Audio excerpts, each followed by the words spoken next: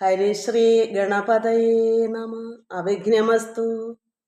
ഓം നമോ ഭഗവതേ വാസുദേവായ. ശ്രീകൃഷ്ണ പരമാത്മനേ നമ.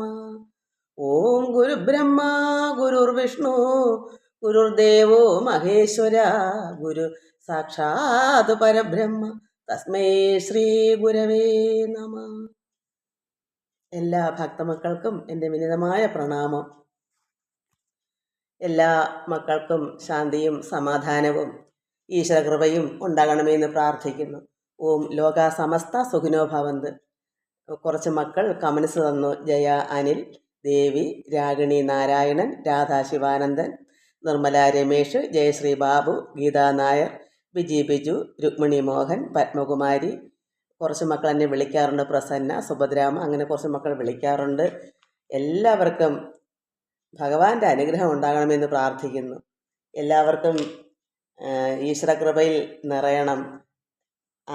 അറിവാണല്ലോ ഈശ്വരൻ. നമുക്ക് ഭാഗവതം ഉടനീളം മനസ്സിലാക്കണം. ഉള്ള അറിവനുസരിച്ച് അതേ പറയാൻ പറ്റും. അപ്പോൾ നമ്മുടെ ഭാഗവത കീർത്തനം കഴിഞ്ഞ പ്രാവശ്യം നമ്മൾ ചൊല്ലിയതിൻ്റെ ബാക്കി നമ്മളവിടെ കീഴിൽ ചെയ്ത ശുഭ അശ്വകർമ്മം വരെയാണ് ചൊല്ലിയത്. ചീത്ത പ്രവൃത്തിയായാലും നല്ല പ്രവൃത്തിയായാലും ഭഗവാനിൽ അർപ്പിച്ച് ചെയ്യുക എന്നൊക്കെയാണ് നമ്മൾ മനസ്സിലാക്കിയത്. നമുക്കിനി കുന്നുകൾ പോലെ ധനമുണ്ടാകിലും അത് എന്താന്ന് നോക്കാം. ധനം എത്ര അധികമുണ്ടായാലും, ഒരുപാട് ധനം ഉണ്ടായാലും, ഇന്ദ്രനെ പോലെ അഷ്ട ഐശ്വര്യങ്ങളോടും കൂടി പ്രതാപശാലിയായി ജീവിച്ചാലും കാലദൂതന്മാർ അടുത്തെത്തുമ്പോൾ ഒരു വാക്ക് ഉച്ചരിക്കാനുള്ള സമയം നമുക്ക് കിട്ടുകയില്ല. എന്താ കാരണം? കാലദൂതന്മാരെന്താ വരുന്നത് തന്നെ ഈശ്വരാരാധന ഉണ്ടെങ്കിൽ വരുമോ? ഭഗവാനെ ആരാധിച്ചിരിക്കുന്ന ഒരു വ്യക്തിയെ ഒരിക്കലും കാലദൂതന്മാർ അടുക്കില്ല. അവിടെ വിഷ്ണുദൂതന്മാർ തന്നെ വരുള്ളൂ. അപ്പോൾ നമുക്ക് ഭയം ഉണ്ടാകത്തില്ല, സന്തോഷവും ആനന്ദവും ഉണ്ടാകും. അതുകൊണ്ടാണ് ഇവിടെ ഇതിൽ പറയുന്നത്, കാലദൂതന്മാർ വന്നാൽ ഒരു അല്പസമയം പോലും ഒരു വാക്ക് ഉച്ചരിക്കാനോ ആരെങ്കിലും ഒന്ന് കാണണമെന്നോ ഒന്നും നടക്കത്തില്ല. പിന്നെ കൂപേ വീണുഴലുന്നത് അതിൻ്റെ ശേഷമുള്ളത്, അതായത് ആപൽ ഗണങ്ങളുടെ ഒരു കൂട്ടമാണ് നമ്മൾ ഗൃഹത്തിൽ. ഒന്നിനു മീതെയാണ് ദുഃഖ ദുരിതങ്ങൾ വരുന്നത്. അപ്പോൾ എങ്ങനെയാ? കിണറ്റിൽ വീണിട്ട് കൂപം കിണറ്റിൽ വീണിട്ട് കരയ്ക്ക് കയറാനാകാതെ വിഷമിക്കുന്നത് പോലെ ആണ് മനുഷ്യർ ഗൃഹസ്ഥാശ്രമത്തിൽ പെട്ട് കഷ്ടപ്പെടുന്നത്. അങ്ങനെയുള്ളവരുടെ ആപത്തുകളെല്ലാം അകലുന്നതിന് ഉപകരിക്കുന്ന മുനിവാക്യങ്ങൾ ഇപ്പോൾ പറയാം. മുനിമാരുടെ വാക്യങ്ങളാണ്, അത് മനസ്സിലാക്കണം. എന്താണ് പോംവഴി?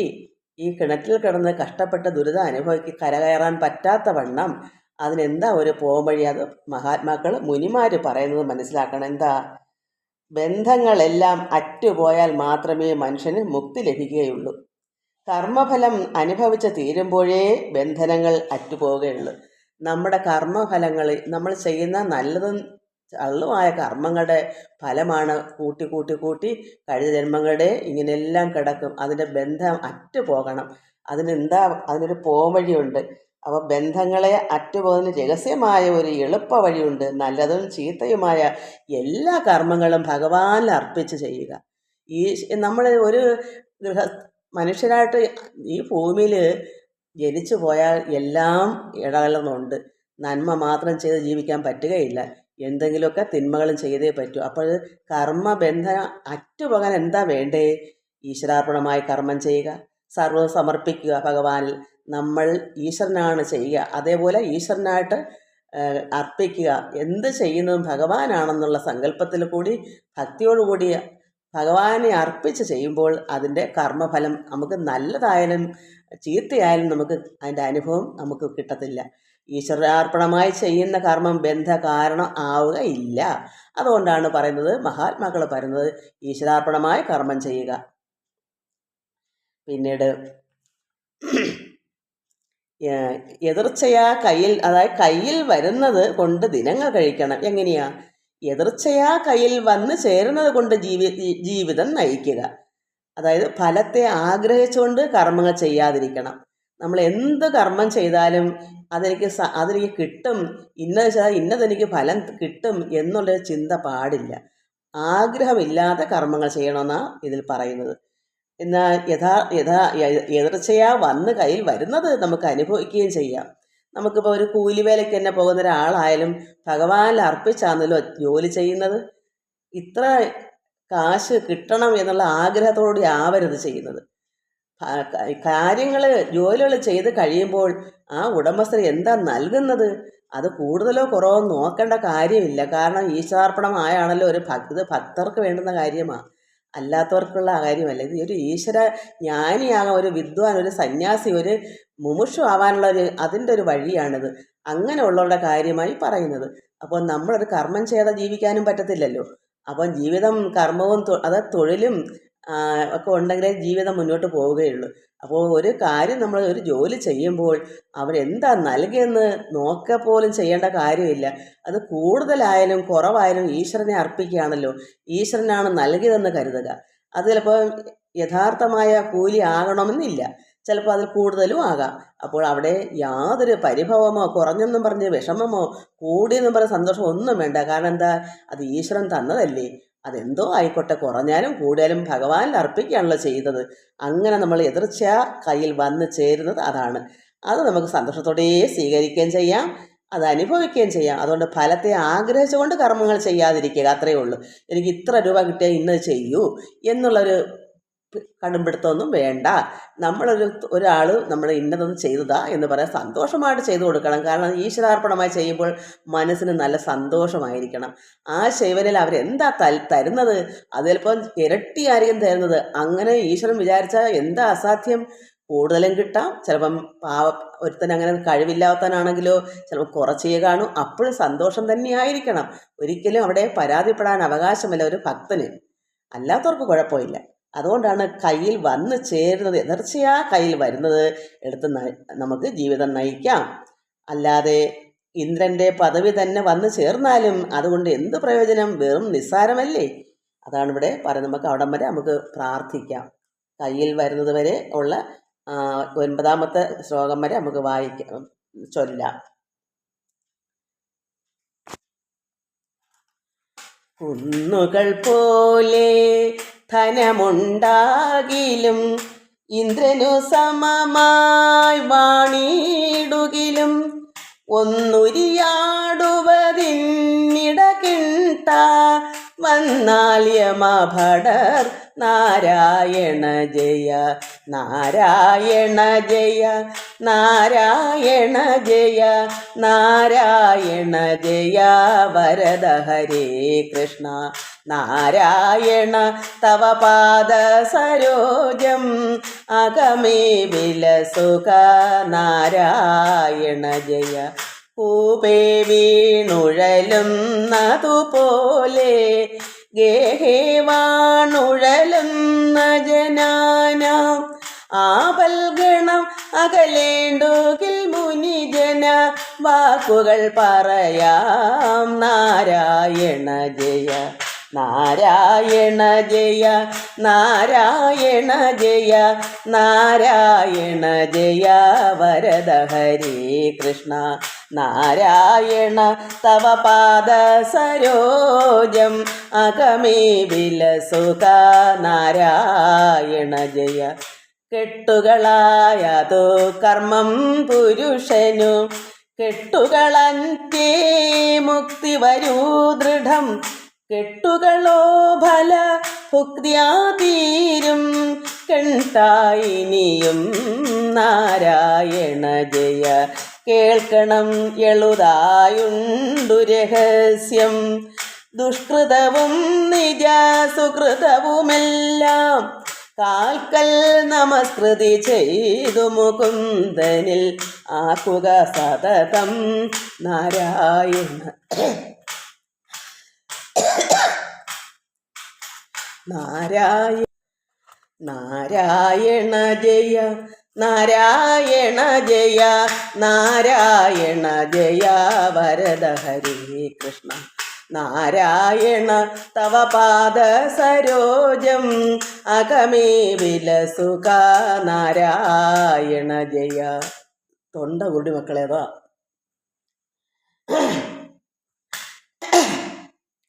കയ്യിൽ വരുന്നതു കൊണ്ടു ദിനങ്ങൾ കഴിക്കാ ഫലം പുനരിഞ്ചൊല്ല കൈവരുമാകിലും ഇന്ദ്രന്റെ പദം എന്തിനു തുഞ്ചം.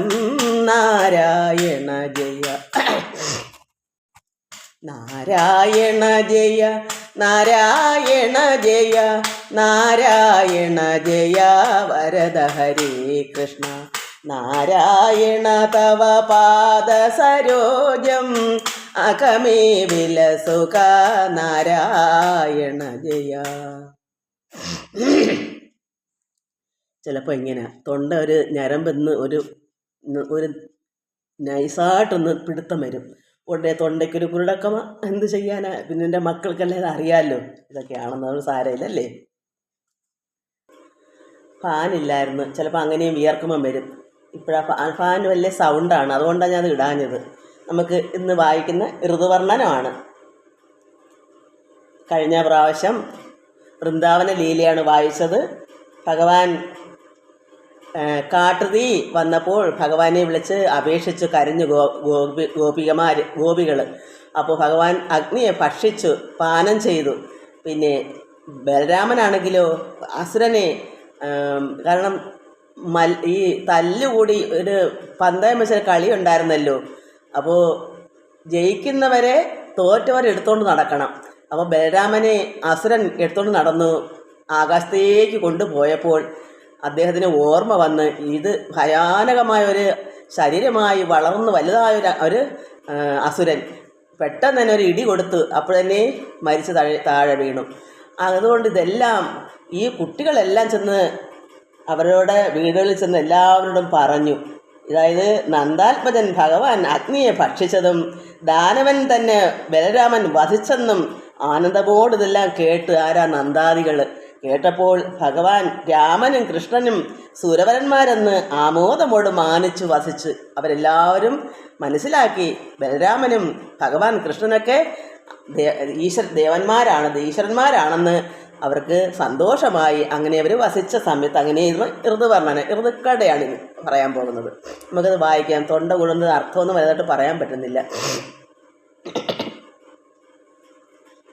ഓഷധി സമ്പൽ സമൃദ്ധികരം ഭുവി വർഷകാലം വന്നു വിദ്യുത്തുകൾ പൊങ്ങി അവ്യക്തമായിരിക്കും പരബ്രഹ്മണി സുവ്യക്തമാം ത്രിഗുണങ്ങൾ അതുപോലെ നിർമ്മലാത്മാ സഗുണഛായ പോലെയും കർമ്മജാലേന്ദ്രജാലാദികൾ പോലെയും.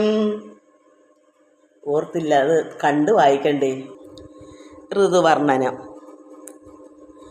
ഓഷധി അതായത് ഈ സസ്യങ്ങൾ, പിന്നെ 6 മാസത്തിനകത്ത് വിളവെടുക്കുന്ന കൃഷിയാണല്ലോ.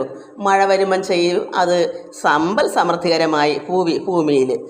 എന്താ കാരണം? മഴയുണ്ടായി. ഭഗവാൻ വൃന്ദാവനത്തിൽ അവിടെ വരുമ്പോൾ നല്ല പാറ പോലെ ഉണങ്ങി വരണ്ട കാലാവസ്ഥയായിരുന്നു. ഭൂമിയെല്ലാം വരണ്ട് വെള്ളമില്ല, നദികളൊന്നും, മത്സ്യങ്ങൾക്ക് വിഷമം, ഹംസങ്ങളും ചിത്രശലഭങ്ങൾക്കും കാരണം താമരയും ആമ്പലും ഒന്നുമില്ല, വെള്ളമില്ലാതെ വറ്റി ഉണങ്ങി കിടക്കുന്നതുകൊണ്ട് എല്ലാം വിഷമമാണ്. പക്ഷെ ഭഗവാൻ അവിടെ വന്നപ്പോൾ വസന്തകാലമായി. നമ്മൾ കഴിഞ്ഞ പ്രാവശ്യം വൃന്ദാവനലിയിൽ അങ്ങനെ വായിച്ചത്. ഇപ്പം മഴയും വന്ന്, അത് ഋതു മാറി മാറി വരുമല്ലോ. അപ്പോൾ ഭഗവാൻ അവിടെ ഉള്ളതുകൊണ്ട് എന്താ എല്ലാം സമ്പൽ സമൃദ്ധികരമായി ഭൂമിയിൽ. വർഷകാലം വന്ന് വിദ്യുത്തുകൾ, അതായത് മിന്നലും ഇടി, വർഷകാലം അങ്ങനെ മിന്നലും ഇടിയൊക്കെ ഉണ്ടല്ലോ അത്.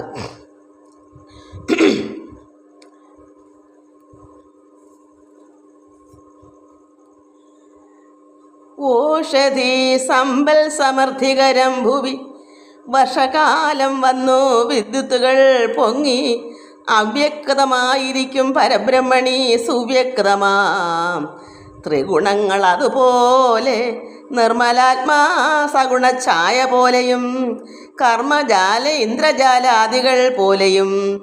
അവിടെ അവ്യക്തമാണ് പരമാത്മാവ്. പരബ്രഹ്മണി അരൂപിയാണ്. വ്യക്തതമില്ലാത്തതിന് അവ്യക്തം എന്ന് പറയുന്നത്. എന്നാലോ സുവ്യക്തമാണ്, വ്യക്തതയോടുകൂടി. എങ്ങനെ വന്ന് ത്രിഗുണങ്ങൾ, 3 ഗുണങ്ങളോടുകൂടി ബ്രഹ്മ വിഷ്ണു മഹേശ്വരൻ. അപ്പോൾ അവിടെ ത്രിഗുണങ്ങളായി സുവ്യക്തമായി. അപ്പോൾ പരബ്രഹ്മണിയാണ്. പരബ്രഹ്മത്തിന് വ്യക്തതയില്ല, അവ്യക്തമാണ്. അരൂപിയാണ്, കാണാൻ പറ്റുന്നതല്ല. ഇവിടെ കാണാൻ സുവ്യക്തമായിട്ട് ബ്രഹ്മ വിഷ്ണു മഹേശ്വരന്മാരായ ത്രിഗുണങ്ങളായി വന്ന് 3 ഗുണങ്ങളോടുകൂടി. എന്തൊക്കെയാ? രജോ ഗുണം ബ്രഹ്മാവിനും, സാത്വിക ഗുണം മഹാവിഷ്ണുവിനും, അത് നാരായണനും, പിന്നെ പരമശിവൻ എന്താണ്? തമോ ഗുണം. അപ്പോൾ അവർ ത്രിഗുണങ്ങൾ. അതുപോലെ എന്ത് വന്നു? ആത്മാവ് നിർമ്മലമാണ്, പരിശുദ്ധമാണ്.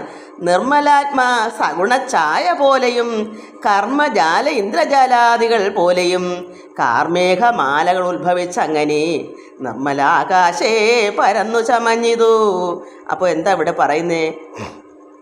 മഴക്കാറും വർഷം വരുമ്പോൾ കാർമേഘങ്ങളെ നിർമ്മലമായിരിക്കുന്ന ആകാശത്ത് യാതൊരു കറയില്ലാത്ത മേഘങ്ങളില്ലാത്ത നിർമ്മലമായിരിക്കുന്ന ആകാശത്ത് മഴക്കാർ വരുമ്പോൾ കാർമേഘങ്ങൾ എങ്ങനെ മാലകൾ ഒന്നിച്ചൊന്നിച്ച് ഇങ്ങനെ കോർത്തിടുന്നത് പോലെ കാർമേഘങ്ങളിങ്ങനെ നിറഞ്ഞു കിടക്കുന്നത്, പരന്ന് ചമഞ്ഞു കിടക്കുക ആകാശത്ത്. നിർമ്മലാകാശേ പരന്നു ചമഞ്ഞിതു. കാർമേഘങ്ങൾ കോർത്ത് മാലകൾ പോലെ ഇങ്ങനെ ഉത്ഭവിച്ച്.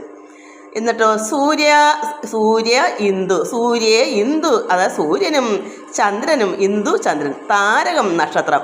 സൂര്യേ ഇന്ദു താരക ശോഭകൾ മന്ദിച്ചു. കാരണം പ്രകാശമില്ല. എന്താ കാരണം? കാർമേഘം കൊണ്ട് മൂടിക്കിടന്നാൽ പിന്നെ വെളിയിലോട്ട് വെട്ടം വരുമോ? പ്രകാശം വരുമോ?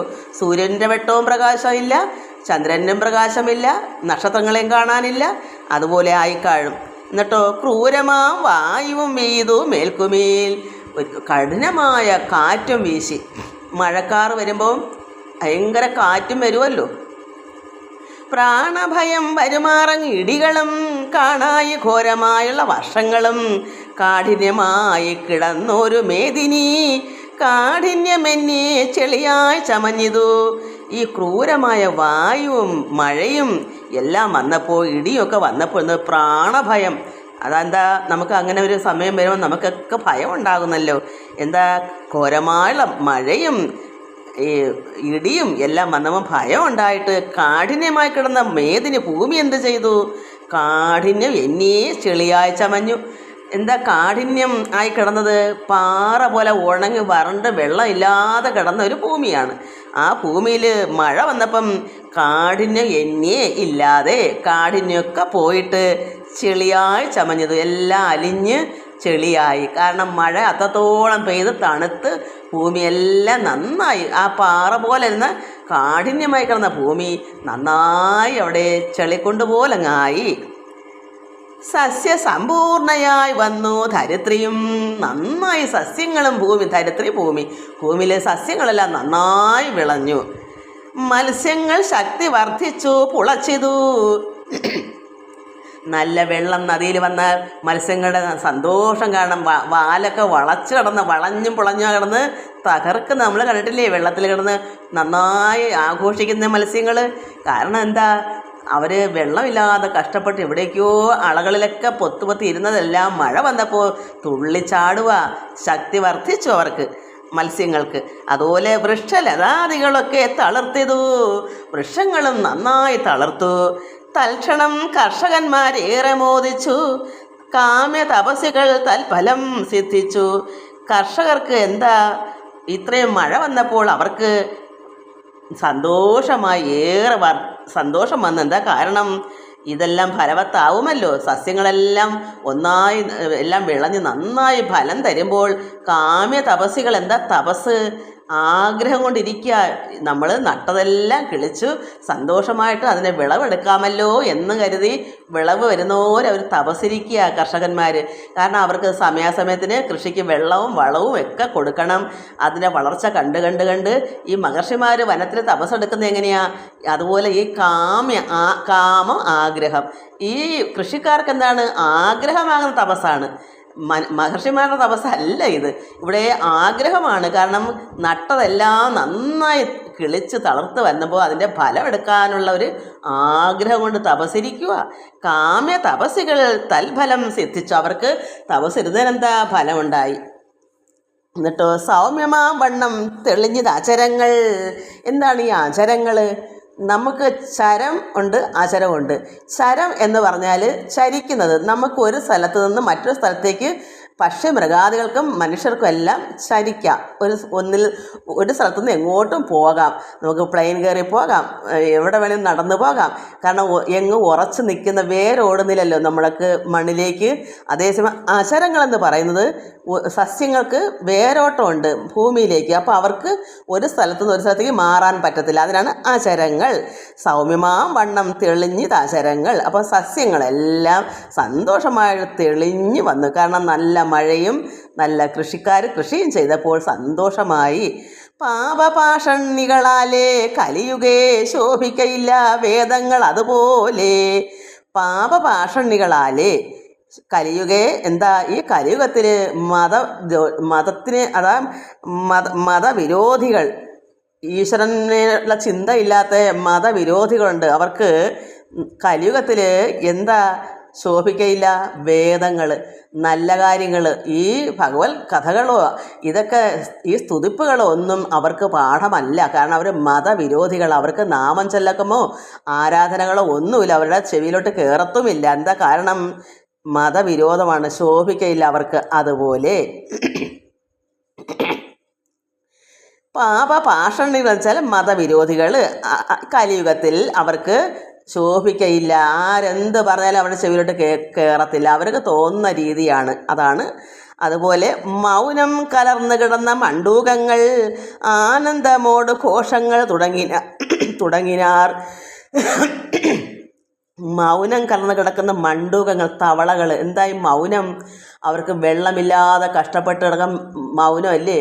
അതിൻ്റെ കരച്ചിൽ കേൾക്കാറുണ്ടോ? ഉണക്ക സമയത്ത് നമ്മൾ തവളകൾ കരയുന്ന കേൾക്കുന്നുണ്ടോ? കാരണം എന്താ? മൗനവ്രതമാണ്, വെള്ളമില്ല. എന്നാൽ മഴ വന്നാലോ ആനന്ദമോട് ഘോഷങ്ങൾ തുടങ്ങും. ഉടനെ അതിൻ്റെ കരച്ചിൽ നമുക്ക് കേൾക്കാം. മഴ തുടങ്ങി, അതിലേക്ക് ഇന്ന് മഴയുണ്ട് എന്നൊക്കെ നമ്മൾ പറയത്തില്ലയോ? ആ തവളകൾ കിണ്ടൻ കരയെന്ന് പറയത്തില്ലയോ? അതുകൊണ്ട് മൗനമായിട്ട് ഇരുന്നിരുന്ന് മഴ പെയ്യുമ്പോൾ അവർക്ക് സന്തോഷം. മത്സ്യങ്ങൾ എങ്ങനെയാ ശക്തി വർഷം? അതുപോലെ ഓരോരുത്തർക്ക്. മൗനം കലർന്നു കിടന്ന മണ്ടൂകങ്ങൾ, മണ്ടൂകൾ വെച്ചാൽ തവള, ആനന്ദമോട് ഘോഷങ്ങൾ തുടങ്ങിനാർ. അന്തണർ മൗനകർമ്മങ്ങൾ കഴിച്ച് അതിസ്വാന്തർമുത വാർത്ത ഘോഷിപ്പതുപോലെ. ഈ തവളകളുടെ മൗനം എങ്ങനെയാണ് സന്തോഷിക്കുന്നത്? അന്തണർ ബ്രാഹ്മണർ മൗനകർമ്മങ്ങൾ എടുക്കും, മൗനവ്രതം പിടിക്കുമല്ലോ. അപ്പോൾ അത് കഴിഞ്ഞിട്ട് സ്വാന്തർമുത, അത് കഴിയുമ്പോൾ എന്താ? വാർത്ത ഘോഷിപ്പതുപോലെ. അവരുടെ മൗനവ്രതം തീരുമ്പോൾ പിന്നെ സന്തോഷമായിട്ട് സംസാരിക്കാമല്ലോ. 3 ദിവസത്തെ മൗനവ്രതമോ അല്ലെങ്കിൽ അവരുടെ ഒരു കൃത്യനിഷ്ഠ കാണും. അത്രയും നാളത്തെ മൗനവ്രതം എടുത്താൽ പിന്നെ അന്നേരം ഒന്നും ഉച്ചരിക്കത്തില്ല. അതുകൊണ്ട് തീരുമ്പം പിന്നെ വാർത്ത ഘോഷിപ്പ് പിന്നെ അങ്ങ് തുടങ്ങും. അതുപോലെയാണ് ഈ തവളകൾ. മൗനവ്രതം എന്ന് പറയുന്നത് അവർക്ക് വെള്ളമൊന്നും ഇല്ലാത്തതുകൊണ്ട് കഷ്ടപ്പെട്ട് മൗനം ഒന്നും മിണ്ടാൻ പറ്റുന്നില്ല. ഈ അന്തണർ മൗനവ്രതം പിടിക്കുന്നത് പോലെ. അത് കഴിയും മഴ പെയ്യുമ്പോഴെന്ത് വരും? അവർ നന്നായി സന്തോഷിക്കും. ഇവിടെ മൗനവ്രതം തീരുമ്പോൾ ഈ അന്തണർ എന്ത് ചെയ്യും? ബ്രാഹ്മണർ നന്നായി സംസാരിക്കുന്നത് പോലെ, വാർത്ത ഘോഷിപ്പതുപോലെ. ശുഭ്രതോയങ്ങൾ അശുഭ്രതോയങ്ങളും. തോയം വെള്ളം, ശുഭ്രം നല്ല വെള്ളം, അശുഭ്രതോയം അതായത് അഴുക്ക് വെള്ളം. ശുഭ്രതോയങ്ങൾ അശുഭ്രതോയങ്ങളും എത്രയും തമ്മിൽ കലർന്നുകൊണ്ട് അങ്ങനെ ചിത്രമണിമാതി വിദ്യകൾ പോലെയും ചിത്രപടത്തിലെ വർണ്ണങ്ങൾ പോലെയും. അതായത് മഴ പെയ്യുമ്പോൾ ഈ ഭൂമിയിലുള്ള എല്ലാ അഴുക്കും എല്ലാം ചേർന്ന് കഴുകി തുടച്ചുകൊണ്ടാണല്ലോ വെള്ളം ഒഴുകി പോകുന്നത്. ഇതെല്ലാം നദിയിലെ നല്ല വെള്ളത്തിലായാലും തടാകത്തിലായാലും നല്ല വെള്ളവും ഈ ഇങ്ങനെ മഴ വരുമ്പം കുത്തിയെടുത്തുകൊണ്ട് പോകുന്ന അഴുക്കും എല്ലാം കൂടെ ആകുമ്പോൾ അവിടെ പന്ന വെള്ളവും ചീത്ത വെള്ളമാണ്. ഇത് രണ്ടും കൂടെയാണ് കിടക്കുന്നത്. എങ്ങനെ? ശുഭ്രതോയങ്ങളും അശുഭ്രതോയങ്ങളും, ഈ 2 തരം വെള്ളവും എത്രയും തമ്മിൽ കലർന്നുകൊണ്ട് അങ്ങനെ. കാരണം ഈ മഴക്കാലത്ത് തോട്ടിലെ വെള്ളം കൊള്ളാമോ? കലകലാന്ന് കലക്കിയല്ലേ പോകുന്നത്. അപ്പോൾ അവിടെ ശുദ്ധവുമില്ല അശുദ്ധമേ എല്ലാം കൂടെ ചേരുമ്പോൾ പിന്നെ അശുദ്ധം തന്നെയാണ്. നല്ലതും അവിടെ തിരിച്ചെടുക്കാൻ പറ്റത്തില്ല ഈ നദികളിലൊക്കെ. അതുകൊണ്ട് ഇങ്ങനെയുള്ള വെള്ളം എത്രയും തമ്മിൽ കലർന്നുകൊണ്ട് അങ്ങനെ. എങ്ങനെയെന്ന് വെച്ചാൽ ചിത്രമണിമാതി വിദ്യകൾ പോലെയും ചിത്രപടത്തിലെ വർണ്ണങ്ങൾ പോലെയും. എനിക്കത് അറിയത്തില്ല, എങ്കിലും ഞാൻ പറയട്ടെ. ചിത്രപടത്തിൽ നമ്മൾ ചിത്രം വരയ്ക്കുന്നത് എങ്ങനെയാണ്? പല പല വർണ്ണങ്ങൾ. അത് ഇന്ന ഒരേ രീതിയിലുള്ള നിറം കൊണ്ടല്ലല്ലോ പടം വരയ്ക്കുന്നത്. പല രീതിയിലുള്ള വർണ്ണങ്ങൾ ചേർത്തൊക്കെ അല്ലയോ. അതിനൊരു ഉപമയാണെന്നാ ഈ വെള്ളം അതുപോലെയാണ്, നല്ലതും ചള്ളൂടെ ചേർന്ന് ഒരുമിച്ചങ്ങ് പോകുന്നു. അതുപോലെ പടം വരയ്ക്കുന്നതും പല പല വർണ്ണങ്ങളിട്ട് ഒന്നായി പോകുന്നു. ചില വർണ്ണങ്ങൾക്ക് വേണ്ടി 2-3 കളർ ചേർത്ത് ചില വർണ്ണങ്ങളാക്കും. അപ്പം ഇത് നദിയിൽ ഇതുപോലെ ശുഭ്രതോയവും അശുഭ്രതോയവും ചേർന്ന് ഒന്നാകുന്നു, ഒരുപോലെയാകുന്നു. അതുപോലെയാണ് ഇവിടെ ചിത്രപടത്തിലെ വർണ്ണങ്ങൾ പോലെയും. അതിനൊരു ഉപമ അങ്ങനെ. മുഖ്യ നദികൾ സംഘം കൊണ്ട് ഉദധിയും, ഈ ഉദധി എന്ന് വെച്ചാൽ സമുദ്രം എന്നാ പേര്, ഇവിടെ കൊടുക്കണം. കൊണ്ട് ഉദധിയും സമുദ്രവും മുഖ്യ നദികളും. ഈ മഴ അങ്ങേയറ്റം, ഈ വർഷം അങ്ങേയറ്റം ആകുമ്പോൾ മുഖ്യമായ നദികളും നല്ല പ്രധാന നദികളും ഈ സമുദ്രവും കൊണ്ട് എന്ത് വരും? സംഘം എന്ന് വെച്ചാൽ ചേർച്ച തമ്മിൽ. അപ്പോൾ അഴുക്ക വെള്ളവും ശുദ്ധവെള്ളവും തമ്മിൽ ചേരുന്നത് പോലെ മുഖ്യ നദികളും ഈ സമുദ്രവും ഒന്നാകുന്ന സംഘം, ചേർന്ന് വരിക. എന്നുവെച്ചാൽ എന്താ? വിഖ്യാതം ഉജ്ജ്വലിച്ച് ഊർമികൾ പൊങ്ങിയും. അപ്പോൾ ഇതെല്ലാം ഒന്നിച്ച് ചേരുകയും ചെയ്യും. അലകളടിക്കും, തിരകളടിക്കും. അവിടെ സമുദ്രത്തെ തിരകൾ എല്ലാം നദിയും സമുദ്രവും ഒന്നായങ്ങ് മാറുക. അഴുക്ക വെള്ളവും ശുദ്ധവെള്ളവും തമ്മിൽ ചേർന്ന് സംഘം ആകുന്നത് പോലെ ഇവിടെ മുഖ്യമായ നദിയും പേരുകേട്ട നദികളാണല്ലോ, അതും ഉദധി സമുദ്രവും സംഘം ചേരുന്നു. എങ്ങനെയാ? അത് വിഖ്യാതം ഉജ്ജ്വലിച്ച് ഊർമികൾ പൊങ്ങിയും അതിലിങ്ങനെ വലിയ വലിയ തിരമാലകളൊക്കെ ഇങ്ങനെ അലകളടിക്കും. ചിത്തേ പരിഭാഗമില്ലാതെ യോഗിക്ക് ചിത്തത്തിൽ ഭോഗങ്ങൾ വർദ്ധിച്ചതുപോലെ. എന്താ ചിത്തേ പരിഭാഗമില്ലാതെ യോഗിക്ക്? ഒരു യോഗി എന്ന് പറഞ്ഞാൽ നമുക്ക് എന്താ അതിൻ്റെ അർത്ഥം? ഈശ്വരനിൽ ചേരുക. പക്ഷേ യഥാർത്ഥമായി ചേർന്ന് ലയിക്കണമെങ്കിൽ എന്ത് വേണം? മനസ്സ് പാകമാകണം, പറയുന്നിടത്ത് നിൽക്കണം. പരിഭാഗം വെച്ചാൽ എന്താണ്? അതിനെ നിർത്തേണ്ടിടത്ത് നിൽക്കണം. പക്ഷേ യഥാർത്ഥത്തിൽ നിൽക്കത്തില്ല ചിലർക്ക്. യോഗി എന്ന് പറഞ്ഞാൽ അത് യോഗത്തിന് വേണ്ടി പ്രയത്നിക്കും. പക്ഷേ ഈ പരിഭാഗം ഇല്ലാത്ത ഒരു മനസ്സ് അതിനെ വധിച്ച് യഥാർത്ഥം നിർത്താതിരുന്നാൽ എന്ത് വരും? ചിത്തത്തിൽ ഭോഗങ്ങൾ വർദ്ധിച്ചതുപോലെ യോഗിക്ക് മനസ്സിൽ ഭോഗങ്ങൾ ഉണ്ടായാൽ എന്ത് വരും? പരിഭാഗമില്ലാത്ത മനസ്സാണെങ്കിലോ ഈ ഭോഗത്തിലേക്ക് ഇച്ഛ വരും. ആ മനസ്സുകൊണ്ട് ചിന്തിക്കുമോ ഇന്നതൊന്ന് കിട്ടിയാൽ കൊള്ളായിരുന്നു. അല്ലെങ്കിൽ ഈ മനസ്സല്ലയോ ആ ഇന്ദ്രിയങ്ങളുടെ ഓരോ ആവശ്യങ്ങൾക്ക് വേണ്ടി മനസ്സ് ഇങ്ങനെ ചിന്തിക്കും, എനിക്ക് അത് കിട്ടിയാൽ കൊള്ളാം, അല്ല ഇങ്ങനൊന്ന് പോയാൽ കൊള്ളാം, അല്ലെ ഇന്ന കാര്യം സാധിച്ചാൽ കൊള്ളാം. എന്താ കാരണം? യോഗിക്ക് വേണ്ടി പ്രയത്നം ചെയ്യുക, പരമാത്മാവ് ലയിക്കാനുള്ള പ്രയത്നം ചെയ്യുക. പക്ഷേ ചിത്തം, മനസ്സ് പരിഭാഗം ആയില്ല. അതിൻ്റെ യഥാർത്ഥമായ പാകം വന്നെങ്കിലേ ഈ മനസ്സ് അത് കൊള്ളാം, ഇത് കൊള്ളാം, അങ്ങനെ ചെയ്താൽ കൊള്ളാം എന്ന് തോന്നത്തില്ല. പിന്നെ ഒന്നിലോട്ടും തോന്നുകയില്ല. കാരണം എന്താ? പാകം വരണം. ഇത് വന്നില്ല. ചിത്തേ പരിഭാഗമില്ലാതെ യോഗിക്ക് ചിത്തത്തിൽ മനസ്സിൽ ഭോഗങ്ങൾ വർദ്ധിച്ചതുപോലെ. എന്ത് കണ്ടാലും കേട്ടാലും എല്ലാം അതിലേക്ക് മനസ്സ് പോകും. ഭോഗങ്ങൾ, ആഗ്രഹങ്ങൾ പുറകെ പോകും. അതുകൊണ്ട് എന്താ ഫലം? ഒരു യോഗിയാവുമോ? പ്രയത്നിക്കാൻ ഇരുന്നാൽ ഇതിനെ വേണ്ടേ മുന്നേ നിലയ്ക്ക് നിർത്താൻ?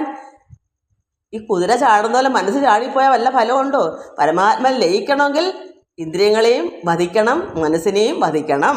ഇത് ഇല്ലെങ്കിൽ എന്ത് വരും? ഭോഗങ്ങളിലേക്കുള്ള ശ്രദ്ധ പോകും. അത് വർദ്ധിച്ചതുപോലെ ആയിപ്പോവും. എന്നാലോ ഗർവിച്ച് മേഘങ്ങൾ വർഷിച്ച് അതുകൊണ്ട് പർവ്വതവൃന്ദങ്ങൾ ഏതും ഇളകിയില്ല. അപ്പോൾ എന്നാൽ ഈ മേഘങ്ങൾ വർഷിച്ചത് കൊണ്ട് പർവ്വതങ്ങൾക്ക് ഒരിളക്കവും വന്നില്ല. ഗർവിച്ച് അത്രമാത്രം ഘോരമായ മേഘങ്ങളും ഇടിയും മിന്നലുമായിട്ട് ഭയങ്കര മഴയാണ് വർഷിക്കുന്നു. പക്ഷെ പർവ്വതങ്ങൾക്ക് ഒരു കുലുക്കവും ഉണ്ടാകുന്നില്ല. അത് എന്താണ് ഉപമ? ഒരു യഥാർത്ഥ യോഗിയുടെ മനസ്സിന് ഇളക്കം വന്നുകൂടാ. അതാണ് ഇനി പറയാൻ പോണേ. അതായത് നിത്യമുക്തന്മാർക്ക് മൃത്യു എന്നുള്ളൊരു ചിത്തഭ്രമം ഉള്ളിലില്ലാത്തതുപോലെ. അപ്പോൾ മേഘങ്ങൾ ഗർവിച്ച് മഴ വന്ന് ഭയാനകമായ മഴയായാലും പർവ്വതങ്ങൾ ഇളക്കമുണ്ടാകുന്നില്ല. അത് ഉറച്ച പർവ്വതകമാണ്. അതുപോലെ വേണം നിത്യമുക്തന്മാർക്ക് മൃത്യു എന്നുള്ളൊരു, അത് മഴ പോലെ മരണം വന്നാൽ ചിത്തഭ്രമം ഉള്ളിലില്ലാത്തതുപോലെ നിത്യമുക്തന്മാരങ്ങനെയാണ്. മരണമെന്ന് കേട്ടാലൊന്നും അവർക്ക് ഒരു ഭ്രമവും തോന്നത്തില്ല. കാരണം അവർ നിത്യവും മുക്തനായിരിക്കുക, ദേഹം എന്നുള്ള ചിന്തയില്ല. ഇന്ദ്രിയങ്ങളെല്ലാം അടക്കി എല്ലാം വധിച്ചു വെക്കേണ്ടത് പരിപാകമായി എല്ലാം പാകം മൂത്തതായി എന്നുവെച്ചാൽ എന്ത് കണ്ടാലും ഇളകത്തില്ല. മരണം വരുന്ന കേട്ടാലും ഒരു ഇളക്കവുമില്ല. ആർക്കാ? നിത്യമുക്തന്മാർക്ക്. അവർക്ക് സന്തോഷമേ ഉള്ളൂ മരണമെന്ന് കേട്ടാലൊക്കെ. അവർക്കൊരു ഭ്രമമില്ല. ഈശ്വരനെ അറിയാത്തൊരു വ്യക്തിക്കാണെങ്കിൽ അയ്യോ മരണമെന്ന് കേട്ടുകൂടാ, ഭയമാ. അതുകൊണ്ട് ഇവിടെ ഇതൊക്കെയാണ് നമ്മൾ പഠിക്കേണ്ടത്. കാരണം മേഘങ്ങൾ വർഷിച്ച് ഘോരമാകുന്ന മഴ പെയ്യുമ്പോൾ പർവ്വതങ്ങൾക്ക് ഒരു ഇളക്കവും വരാത്തതുപോലെ നിത്യമുക്തന്മാർക്ക് മരണമെന്ന് കേട്ടാലോ ഒരു ഭ്രമവുമില്ല. മാർഗങ്ങൾ സഞ്ചാര ലോപാൽ തൃണം കൊണ്ട് മാർഗം അറിവതിനുണ്ടായി സംശയം. ഇതൊക്കെ ഞാൻ ഊഹിച്ച് പറയുന്നതാണ്. കാരണം ഇവിടെ മാർഗങ്ങൾ എന്ന് വെച്ചാൽ വഴികൾ, നമ്മൾ നടക്കുന്ന വഴി. ഇപ്പോഴല്ലേ നടത്തമില്ലാത്തത്, നമുക്ക് എപ്പോഴും നടക്കുന്ന വഴി അറിയാമല്ലോ. ആ വഴി കൂടെ സഞ്ചാര ലോപാൽ നടക്കാതിരുന്നാൽ തൃണം കൊണ്ട് പുല്ലുകൊണ്ട് മാർഗം അറിവതിനുണ്ടായി സംശയം. മാർഗം അറിയാൻ സംശയം. എന്താ കാരണം? വഴിയിൽ സഞ്ചരിച്ചുകൊണ്ടിരുന്നാൽ നമുക്ക് വഴി തെളിഞ്ഞു കിടക്കും. അവിടെ പുല്ല് വളരത്തില്ല. നടക്കുന്ന സ്ഥലത്ത് പുല്ല് വരികയില്ല. അവിടെ ഉറഞ്ഞുറഞ്ഞ് ഇരിക്കുമ്പോൾ ഇരു സൈഡിനും നടത്തേണ്ട രണ്ട് വാക്കിനും ചിലപ്പോൾ പുല്ലുകൾ കാണും. പക്ഷേ നമ്മൾ നടപ്പാതയിൽ തൃണം പുല്ല് വളരത്തില്ല. എന്നാലോ സഞ്ചാര ലോപാൽ സഞ്ചരിക്കാതിരുന്നാൽ എന്തുവരും? തൃണം പുല്ലുകൊണ്ട് മാർഗം വഴി അറിയാൻ സംശയം. എവിടെ വഴി എന്ന് അറിയത്തില്ല. എന്താ കാരണം? നടക്കാതിരുന്നാൽ. എപ്പോഴും നടന്നു പോയാൽ അവിടെ വഴി തെളിഞ്ഞ് തന്നെ കിടക്കും. നമ്മൾ കുറേ നാൾ നടക്കാതിരുന്ന് നോക്കുക, ആരും ആ വഴി പോകാതിരുന്ന് നോക്ക്, പിന്നെ ചെല്ലുമ്പോൾ വഴി എവിടെയെന്ന് അറിയത്തില്ല. കാരണം എന്താ? മൊത്തത്തിൽ പുല്ല് കൊണ്ട് നിറഞ്ഞ് വഴിയെ അറിയാൻ പറ്റാത്ത സംശയം. മനസ്സിലായോ? അതാണ് മാർഗങ്ങൾ വഴികൾ സഞ്ചാരലോപാൽ സഞ്ചരിക്കാതിരുന്നാൽ തൃണം കൊണ്ട് പുല്ലുകൾ കൊണ്ട് വഴി അറിയാൻ പ്രയാസം. എവിടാ വഴിന്ന് കാണാൻ പറ്റുന്ന സംശയം, മനസ്സിലാകുന്നില്ല. വഴി എവിടാന്ന് സംശയം, അറിയാൻ പറ്റുന്നില്ല. അതുപോലെ അതിൻ്റെ ഉപമ എന്താണ്? വിദ്യ നിരതശീലന്മാർക്ക് അനാരതം അഭ്യാസമില്ലെങ്കിൽ വന്നുപോകും സംശയം. ഇതുപോലെ സഞ്ചരിക്കാതിരുന്നാൽ വഴി അറിയത്തില്ല. അതുപോലെ വിദ്യാനിരതന്മാർ, നമ്മൾ ഈ അഭ്യസിക്കുന്ന വിദ്യകൾ എപ്പോഴും ശീലിക്കാതിരുന്ന് മാറി നിന്നാൽ, നമ്മൾ എന്നും സാധകം ചെയ്യണം. ഒരു വയലിനിസ്റ്റ് ആണെങ്കിൽ എപ്പോഴും രാവിലെ ഒരു 4 മണിക്ക് എഴുന്നേറ്റ് അവർ സാധകം ചെയ്യും. സംഗീതം പാടുന്ന അത് പാട്ടുകാരും അതുപോലെ രാഗങ്ങളൊക്കെ നന്നായി തൊണ്ടയിൽ വരണമെങ്കിൽ അവരും സാധകം ചെയ്യും. വഴി അറിയണമെങ്കിൽ എപ്പോഴും നടക്കണം, ആ വഴി തിരിച്ചറിയാൻ. അല്ലെ പോച്ച കയറി കിളുക്കും, അവിടെ വഴി അറിയാതാവും. എപ്പോഴും സഞ്ചരിച്ചുകൊണ്ടിരിക്കണം. അതുപോലെ വിദ്യ അഭ്യസിക്കുന്ന ആൾ എന്ത് ചെയ്യണം? വിദ്യ പഠിച്ച് തീർന്നും പറഞ്ഞ് മതിയാക്കരുത്, അത് സാധകം ചെയ്യണം.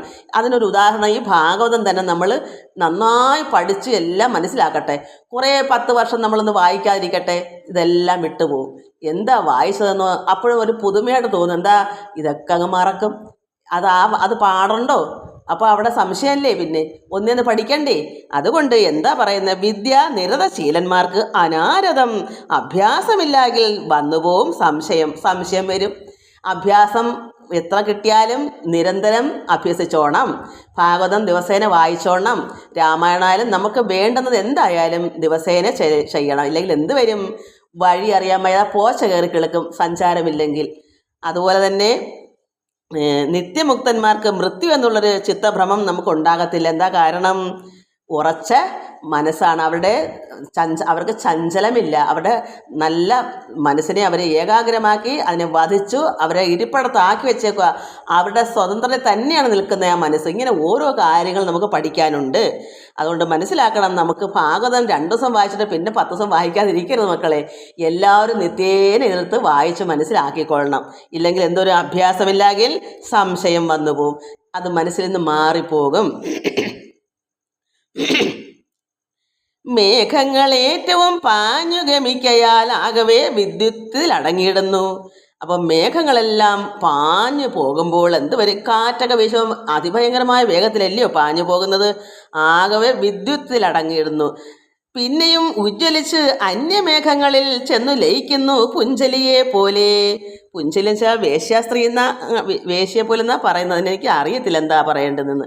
പിന്നെ പാഷണ്ണികൾ കലവും വേദങ്ങൾ വാദിച്ച് ദൂഷണം ചെയ്ത് തള്ളിയിടുന്നതുപോലെ. കാരണം പാഷണികൾ മതവിരോധികൾ കലവും ഈ കലിയുഗത്തിലെ എല്ലാവരും ഇന്ന് അങ്ങനെയാണ്. വേദങ്ങളൊക്കെ വാദിച്ചുകൊണ്ട് നടക്കും. ഒന്നും യഥാർത്ഥത്തിൽ മനസ്സിലാക്കിയിട്ടല്ല വാദിക്കുന്നത്. എന്തോ ചിലതൊക്കെ തട്ടിവിട്ട് എന്തൊക്കെയോ പഠിച്ചു വെച്ചിട്ട് തർക്കിച്ച് ഇങ്ങനെ നടക്കും. ഞാൻ വലിയ പണ്ഡിതനാണ്. അത് കലികാലത്ത് പ്രത്യേകം കലവും ഈ കലികാലത്ത് ഇതാണ് ഇന്ന് ലോകത്ത് മൊത്തം നടക്കുന്നത്. യഥാർത്ഥത്തെ അറിഞ്ഞിട്ടല്ല അവർ വാദിക്കുന്നത്. അതൊന്നും നമുക്കുള്ള വീടുകളിൽ തന്നെ കാണാൻ പറ്റും. ഒരു വിവരം ഇല്ലെങ്കിൽ എന്തൊക്കെയോ അറിയാന്നുള്ള രീതിയിൽ നമ്മളെ ഇട്ട് ശരിയാക്കും. നമ്മുടെ കൂടെ ഉള്ളവർ തന്നെയാണ് മതി. ഇത് തന്നെ വേണമെന്നില്ല. പല കാര്യങ്ങളും അറിവില്ലാത്ത പല കാര്യങ്ങൾക്ക് വേണ്ടി നമ്മൾ അത് അങ്ങനെയാണ് ശരി, ഇതിങ്ങനെ ചെയ്യരുതെന്ന് പറഞ്ഞാൽ നീ ആരാ ചോദിക്കാൻ, എനിക്കെല്ലാം അറിയാം, ഞാൻ ഇവിടുത്തെ ഇന്നാരല്ലേ, എനിക്കറിയാത്ത കാര്യം എന്താ എന്നുള്ള രീതിയിൽ യാതൊരു യുക്തിയും ഒന്നും ഇല്ലെങ്കിലും തർക്കിച്ച് അങ്ങ് ജയിച്ചോളും. ഇത് ലോക സ്വഭാവമാണ്. ഇത് ഏത് കാര്യത്തിനും, ഇത് വീട്ടുകാര്യത്തിനായാലും ഇങ്ങനെ ചില മനുഷ്യർക്കുണ്ട്. അവർ തർക്കിച്ച് ശരിക്കും അങ്ങ് കുടയും നമ്മളെ. പക്ഷേ യാതൊരു വിവരമൊട്ടും ഇല്ലാതാനും ഒരു യുക്തിയായിട്ടല്ല ചെയ്യുന്നത് ഒന്നും തന്നെ. എന്നാലും മറ്റുള്ളവർ ചെയ്യുന്നതിനൊക്കെ ഭയങ്കര നീ ആരാ, ഞാൻ ഇവിടുത്തെ ഇന്നാരല്ലേ, എനിക്കറിയാമത്ത കാര്യമുണ്ടോ, ഇതങ്ങ് തർക്കമായോ. അതുപോലെയാണ് ഇവിടെ പാഷണ്ണികൾ മതവിരോധികൾ കലവ്. അത് ഈ കലികാലത്തുള്ള സംഭവമാണ്. എന്താ വെച്ചാൽ വേദങ്ങൾ വാദിക്കും. ഇതൊക്കെ ഭാഗവതമൊക്കെ നമുക്ക് ഇപ്പം ഇവിടെ ഒന്നും ഞാൻ പഠിച്ചിട്ടില്ല, അതുകൊണ്ട് അറിയത്തില്ലാത്തതുകൊണ്ട് എനിക്ക് ഒന്നും പറയാറുണ്ട്. എന്നാൽ യാതൊന്നും പഠിക്കാതെ ചുമ്മാതെ എന്തെങ്കിലും കേട്ടുകേഴ്വി വെച്ചുകൊണ്ട് തെറ്റായ രീതിയിൽ വാദിച്ചങ്ങ് ജയിക്കും. ദൂഷണം ചെയ്ത് അതിനെ ദൂഷണം ചെയ്തിട്ട് തള്ളിയിടുന്നത് പോലെ തള്ളിക്കയറും. തള്ളുവെച്ചാൽ അഹങ്കരിച്ച് തള്ളുക, ഗമ കാണിക്കുക, അതാണ് തള്ളുക. കൂടി നദികൾ അഴിസേതു ഖണ്ഡിച്ചു തോടും പുഴകളും ഒന്നായി ഒലിക്കുന്നു. ഇത് ഋതുവർണ്ണനാണ്ടത് ഇങ്ങനെ പറയുന്നത്. ഈ കാര്യങ്ങളൊക്കെ നമ്മൾ മനസ്സിലാക്കണം. ഈ നദിയും അഴിസേതുക ഖണ്ഡിച്ചിട്ട് തോടും പുഴകളും ഒന്നായി പൊഴിയെന്നോ ഒക്കെ കേൾക്കില്ല. കായലും സമുദ്രവും ചേരുന്ന ഭാഗത്ത് പൊഴിയെന്നോ അഴിയെന്നോ അതെന്തെന്ന് വ്യക്തമില്ല. ഇങ്ങനെ എല്ലാം ഖണ്ഡിച്ച് പോകും. എന്താ കാരണം? പെരുവെള്ളം വന്നാൽ പിന്നെ അവിടെ എല്ലാം ഇരിക്കുമോ? അതുകൊണ്ട് കൂടി എല്ലാ നദിയും കൂടെ ഒന്നിച്ചു കൂടി സേതുക്കെ ഖണ്ഡിച്ച്, എന്നുവെച്ചാൽ അതിൻ്റെ അതിരും കെട്ടുകളെല്ലാം ഖണ്ഡിച്ച് അവിടെ പിന്നെ ഇപ്പം തന്നെ പാലമുണ്ട്. ആ പാലമൊക്കെ അങ്ങ് പോയിട്ട് അതിൻ്റെ മണ്ടയിൽ കൂടെ അല്ലേ വെള്ളം കയറുന്നത്. അപ്പോൾ അതുകൊണ്ട് ഈ സേതു ഇത് അടച്ചു നിർത്താൻ അണക്കെട്ടല്ല, അതാന്ന് തോന്നുന്നത് സേതു. അതെല്ലാം ഖണ്ഡിച്ച്, എനിക്ക് തോന്നുന്നു അങ്ങനെയാണ്. സേതു വെച്ചാൽ ഈ അണ കെട്ടി നിർത്തിയേക്കുന്ന ആൾക്ക് വെള്ളം അതിൻ്റെ മുകളിൽ കൂടെ വെള്ളം ഒഴുകും. ഇതെല്ലാം മുറിഞ്ഞു പോകുന്നു, പാലം മുറിഞ്ഞു പോകുന്നു, അണക്കെട്ട് മുറിഞ്ഞു പോകുന്നു. എന്താ കാരണം? അത്രയ്ക്ക് പെരുവെള്ളമാണ്. എല്ലാ നദികളെല്ലാം അവിടെ ഒന്നിച്ചു വരും. അപ്പോൾ ഈ അണക്കെട്ടെല്ലാം പൊട്ടിപ്പോകും. കൂടി നദികൾ സേതു ഖണ്ഡിച്ചു തോടും പുഴകളും ഒന്നായി ഒലിക്കുന്നു. ജ്യോതി സ്വയം ബ്രഹ്മസന്നിധി മായയാ ജാതഭൂതാംശ ബ്രഹ്മാണ്ട ആവരണത്താൽ സർവദേഹേന്ദ്രിയാദ്യങ്ങളിൽ ഛന്നനായി ജീവനായി ജന്മമരണ സംയുക്തനായി കേവലം സ്വയം ജ്യോതി സ്വരൂപനായി മേവുന്ന പോലെ വിധു മേഘബദ്ധനായി മോചിച്ച് ശോഭിച്ചു പിന്നെയും വർഷസസ്യാദികളാൽ സമൃദ്ധീകൃത പോഷകയായി ചമഞ്ഞിതോ മേദിനി. ഇത് നമുക്ക് അത്രയ്ക്ക് ഇങ്ങോട്ട് പറഞ്ഞുതരാൻ എനിക്ക് മനസ്സിലുണ്ടെന്നും പറയാൻ പറ്റാത്തൊരവസ്ഥയാണ്. സമയം ഇനി എത്ര വായിക്കാനുണ്ട്. 37 മിനിറ്റും കഴിഞ്ഞ്. അതായത് നമുക്ക് ഇതെല്ലാം വന്നും പോയി, മഴ വന്ന് വരുമ്പോൾ സസ്യങ്ങളെല്ലാം സമ്പൂർണ്ണമായി വരും. എന്നാൽ മഴ പോയി ഉണക്കാകുമ്പോഴെന്തുവരും? എല്ലാം ശോഷിക്കും. നമ്മളും അങ്ങനെയല്ലേ, ജനിച്ചു വന്നിട്ട് നമ്മൾ മരിച്ചു പോകുന്നത്. ഇവിടെ എല്ലാം വരുന്നു പോകുന്നു. അതാണ് ഇവിടെ ജീവനായി ജന്മമരണ സംയുക്തനായി ജനിച്ചും മരിച്ചും കേവലം സ്വയം ജ്യോതി സ്വരൂപനായി മേവുന്ന പോലെ വിധു മേഘബദ്ധനായി മോചിച്ചും ശോഭിച്ചും പിന്നെയും കാരണം മോചനവും കിട്ടും, പിന്നെ ശോഭിക്കുകയും ചെയ്യും. വർഷസസ്യാദികളാൽ സമൃദ്ധീകൃത പോഷകയായി ചമഞ്ഞതു മേദിനിയ. ഈ ഭൂമി എപ്പോഴും മഴ വരുമ്പോൾ സമൃദ്ധീകൃതമായി വരും സസ്യങ്ങളെല്ലാം. അതുപോലെ ഉണക്ക് വരുമ്പോൾ തിരിച്ചും ആകും. എല്ലാം ശോഷിച്ച് എല്ലാം പോകും, മോചിച്ചിരിക്കും, എല്ലാം പോകും. അവസാനം വെറും ഭൂമി മാത്രമായി തീരും. അതുപോലെയാണ് നമുക്ക് ജനനവും ഇതെല്ലാം ഈ ലോകത്ത് ഉള്ളതാണ്. മേഘങ്ങൾ വരുന്നു, മഴ പെയ്യുന്നു, അത് വീണ്ടും അത് മാറിപ്പോകുന്നു, നിർമ്മലാകാശമാകുന്നു, വീണ്ടും മഴക്കാർ വരുന്നു. ഇങ്ങനെ മഴക്കാർ പോയും വേനലാകുമ്പോൾ നിർമ്മലമാകുന്ന ആകാശമാകും, മേഘങ്ങളില്ല. ഇതൊക്കെ ലോകത്ത് ഇതൊക്കെയാണെന്നാണ് പറയുന്നത്. അതുപോലെ കൃഷ്ണനും രാമനും ഗോക്കളും ഉഷ്ണമൊഴിഞ്ഞൊരു വർഷകാലത്തെയും, ഉഷ്ണം അങ്ങോട്ട് മാറിയപ്പോൾ വർഷകാലം വന്ന് കൃഷ്ണനും രാമനും ഗോപാലനും ഗോക്കളും എല്ലാം ഉഷ്ണം അങ്ങോട്ട് മാറി. കാരണം അവർക്ക് ഭയങ്കര ഉഷ്ണമായിരുന്നു. ഭഗവാൻ അവിടെ ചെന്നപ്പോൾ വർഷകാലമായി. കണ്ടു സുഖിച്ച് അതിവർഷമേറ്റുകൊണ്ട്. അപ്പം ഇതെല്ലാം കണ്ടും സുഖിച്ചും ഭഗവാനും രാമനും ഗോപന്മാരും എല്ലാവരുടെയും ഇതെല്ലാം കണ്ട് സുഖിച്ച് അതിവർഷമേറ്റും കൊണ്ട് അതിഭയങ്കരമായ മാരിയാണ്, മഴയാണ്, അതായത് ഭയങ്കര മഴക്കാലം. അതുകൊണ്ട് കുണ്ഠതയെല്ലാം ഒഴിഞ്ഞു എന്നിയേ വിഷമങ്ങളെല്ലാം മാറി. കാനനം പൊക്കുടൻ നല്ല ഗുഹയ്ക്കകമ്പുക്ക് കായും കനി നല്ല മൂലങ്ങൾ ദധ്യോ ഓദനം എന്നിവ. ദധിയും ഓദനം ചോറ്, ദധി പ്ലസ് ഓദനം, ദധ്യോദനം. അപ്പം നമ്മൾ മനസ്സിലാക്കണം, ഇത് ദധിയും ഓദനമാണ് ദധ്യോദനം എന്ന് പറയുന്നത്. അപ്പോൾ ഭഗവാന് വിഷമങ്ങളെല്ലാം മാറി. എന്നാലോ വനത്തിൽ പോകാതിരിക്കണ്ടോ, പശുക്കളെ മേയ്ക്കാതിരിക്കണ്ടോ, മഴയാണെന്ന് കരുതി ഭഗവാനും കൃഷ്ണനും രാമനും എല്ലാവരും ഗോപന്മാരും എല്ലാം എപ്പോഴും ഉഷ്ണം ഒഴിഞ്ഞ സമയത്ത് മഴ വന്നിട്ട് പോലും അവർ വിഷമങ്ങളെല്ലാം മാറിയിട്ട് കാനനത്തിലേക്ക് പോകുന്നു. കാനനം പൂക്കുടൻ നല്ല ഗുഹയ്ക്കകം പൂക്ക്. മഴക്കാലം വരുമ്പോൾ ഗുഹകളുണ്ട്, അതിനകത്ത് ചെന്നിരുന്ന് കായും കനിയും ഒക്കെ നല്ല മൂലങ്ങളും തൈരും ചോറും ദധ്യോദനം എന്നിവ ഭക്ഷിച്ച് തൃപ്തരായി നിർജ്ജരവാരിയിൽ ഈ ഉറവ വെള്ളം ഈ അരുവിയിൽ പോയി നന്നായി ശിഷയാ ചെന്ന് കരക്ഷാളനം കൈകൾ ഇതെല്ലാം കഴിച്ചിട്ട് പോയി തൈരും ചോറൊക്കെ കഴിച്ചിട്ട് ചെന്ന് കൈയൊക്കെ കഴുകി സമയം ഒത്തിരി പോയി. വൃന്ദാവനം വർഷകാലേ ജഗൽപതി തന്നെ വഴിപോലെ പൂജിച്ച് തോഷിച്ച് ഇങ്ങനെ കാനന ശോഭകൾ കണ്ടവർ മങ്ങാതെ സായാഹ്നകാലേ വ്രജംബുക്ക് പിന്നെയും ഇങ്ങനെ കാനനെ ചെന്ന് പോന്നും വർഷകാലം കഴിയുന്നു. ഭഗവാൻ മഴക്കാലം വീട്ടിൽ കുത്തിയിരുന്നില്ല.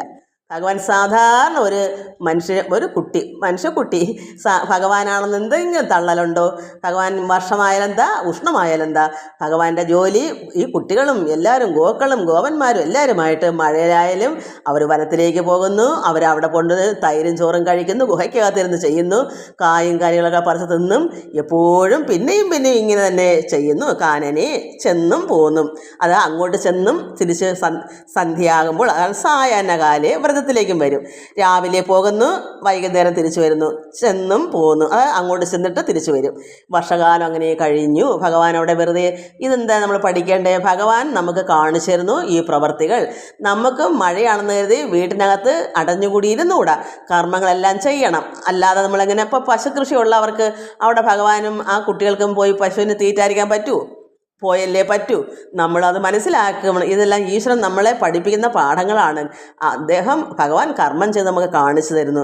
വൃന്ദാവനം വർഷകാലേ ജഗൽപതി തന്നെ വഴിപോലെ പൂജിച്ച് തോഷിച്ചെന്താ വർഷത്തിലും ഭഗവാൻ വഴിപോലെ, അതായത് കൃത്യനിഷ്ഠ ഇങ്ങനെ കാനന ശോഭകളൊക്കെ കണ്ടും മങ്ങാതെ അതിന് യാതൊരു വിഷമം കൂടാതെ തന്നെ ഭഗവാൻ വൈകുന്നേരം ആകുമ്പോൾ വീട്ടിലേക്ക് പോകുന്നു. പിന്നെയും തിരിച്ച് അങ്ങോട്ടും ഇങ്ങോട്ടും രാവിലെ പോകുന്നു, വൈകിട്ട് തിരിച്ച് വീണ്ടും പിറ്റേന്നും. ഇത് തന്നെയാണ് വർഷകാലം കഴിവോളവും. എന്തെങ്കിലും പ്രയാസം പറയുന്നോ ഭഗവാൻ? നമുക്കറിയാം, നമ്മുടെ വീട്ടിലെ കുട്ടികളാണെങ്കിൽ എനിക്കിന്ന് പോകാൻ വയ്യമ്മ, ഞാനിന്ന് പോകത്തില്ല, ഇന്ന് ഞാൻ പോശ പറിക്കത്തില്ല, കന്നാലെ തീട്ടത്തില്ല, എന്തൊക്കെയാ പറയാ, കരച്ചിലും പിഴിച്ചിലും. എന്താ ഇവിടെ ഭഗവാൻ ഇതിനകത്ത് എവിടെങ്കിലും ഒരു കരച്ചിലോ വിഷമോ പറഞ്ഞിട്ടുണ്ടോ? നമ്മളതെന്താ ഓർക്കാത്തത്? ഭഗവാൻ എന്താ ഇതൊക്കെ? നമുക്ക് സമയം പോയാലും എനിക്കിത് ഒത്തിരി പറയണമുണ്ട്, പക്ഷേ ഒരുപാട് സമയം അങ്ങ് പോയി ഇന്ന്. എന്തായാലും എല്ലാവർക്കും നമസ്കാരം. നമ്മളിത് വായിച്ച് ഭക്തിപൂർവ്വം ഭഗവാനെ ധ്യാനിക്കണം. എന്താ കാരണം? ആ കുട്ടി ഇത്രത്തോളം കർമ്മങ്ങൾ ചെയ്യുന്നൊരു കുഞ്ഞല്ലേ. അപ്പോൾ എന്തെങ്കിലും ഒരു അമ്മേ യശോദാമ്മേ എനിക്കൊന്നും കഴിയത്തില്ല എന്ന് പറഞ്ഞു. ഭഗവാൻ ഓടക്കുഴലെടുത്ത് ഇങ്ങനെ പശുക്കളുമായിട്ട് എന്ന് നിത്യേന ആർക്കും ഒരു ദ്രോഹം ചെയ്യാതെ എല്ലാവർക്കും സന്തോഷകരമായി എല്ലാവർക്കും ദർശനം കൊടുത്ത് ആ ഭഗവാൻ പോകുന്ന വഴിയിലെല്ലാം അവർ ഭഗവാനെ കാത്തിരിക്കുക കാണാൻ വേണ്ടി. എന്താ അന്നത്തെ ദിവസം ഐശ്വര്യം വർദ്ധിക്കും ഭഗവാനെ കാഴ്ച കണ്ടാൽ. ഒരു ദൈവ പൈതലിനെ കണ്ടാൽ ഇതുപോലെയാണ് മക്കളെ. ഈശ്വരനെ ആരാധിക്കുന്ന ഒരു ഈശ്വരാനുഗ്രഹം ഉള്ള ഒരു മനുഷ്യനെ ആയാലും അങ്ങനെയുള്ളവരെല്ലാം ഈശ്വര പൈതലാണ്. അവരെ തന്നെ ദിവസേന കാണാൻ കിട്ടും. എന്നൊരു ഭാഗ്യമാണ്. എല്ലാവർക്കും നമസ്കാരം. ഹരി ഓം ഹരി ഓം ഹരി ഓം.